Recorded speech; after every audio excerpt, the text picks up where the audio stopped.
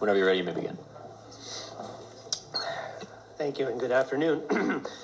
Thank you for this opportunity to comment on the resolution proposing a state constitutional amendment concerning discrimination on the basis of sex under the Equal Protection Clause, Senate Joint Resolution number 35.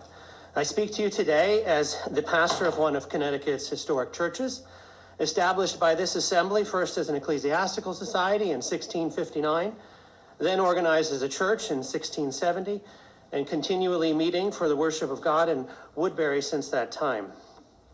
I speak against this proposed amendment to the state constitution because it would change the legal definition of discrimination on the basis of sex from the natural and well understood categories of male and female to a definition based on intent or effect.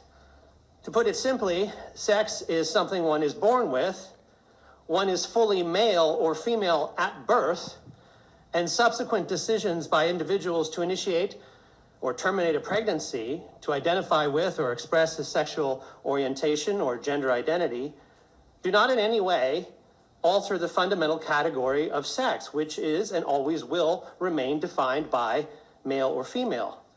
Genesis chapter 1, verse 27 says, "So God created man in his own image. In the image of God, he created him. Male and female, he created them." Sex is a category created by God and confirmed by nature and science.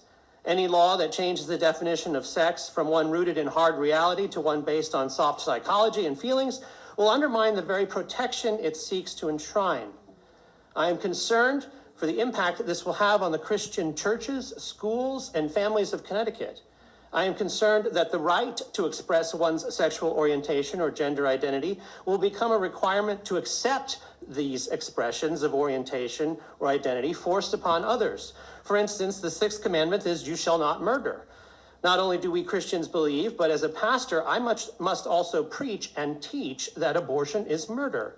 If this amendment passes, the basic teachings of the historic churches of Connecticut will be condemned as discriminatory.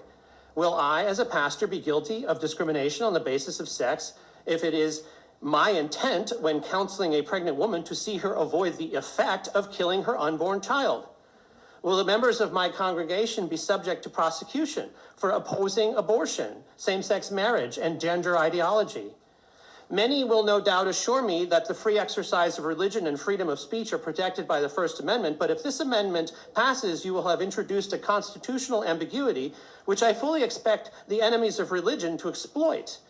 If this amendment passes, I fear that the effect on the witness and work of the church in Connecticut will be chilling. Thank you. Thank you. Other questions from the committee?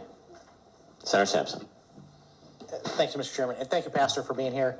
I would just want to thank you for bringing up a major concern about this legislation, which is the conflict between the rights that it proposes to protect and rights that are already natural and protected by our U.S. and state constitutions, including the right to religious freedom and expression.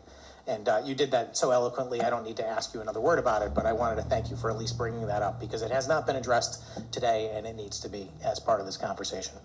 Thank you, Mr. Chairman. Thank you. Further questions from the committee?